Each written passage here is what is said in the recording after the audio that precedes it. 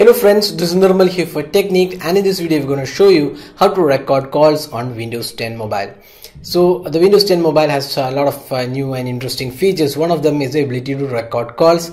So if you go to the dialer app and if you dial a number, by default you may not get this record option. You need to enable this option in the settings. So we'll just first show you how to set this up. Before that we'll just dial a number and we'll see.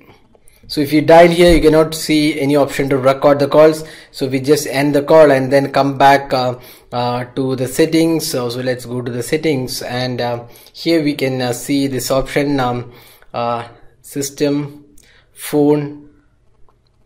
And if you scroll down, you can see choose an app you want to use to manage and record phone calls.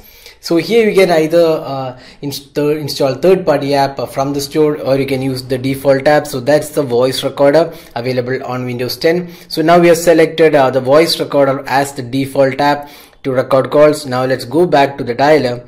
And here if you dial here, you can see an option to record the call. So if you just click here, you can see you should understand your legal responsibilities before recording calls.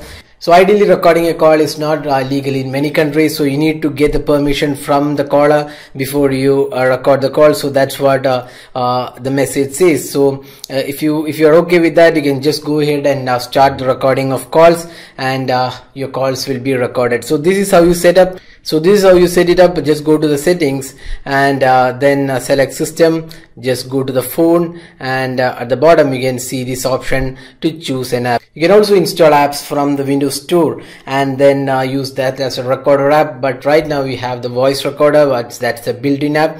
So once that is done, you can just dial any phone number and you can see the option to record these calls. So that's how you record calls on Windows 10, and this feature is available by default. You can see now the recording is available. So you can also use third-party apps. So that's all guys. So hope you like this video. Don't forget to hit the like button and also subscribe to YouTube channel for more videos. Thanks for watching. Have a great day.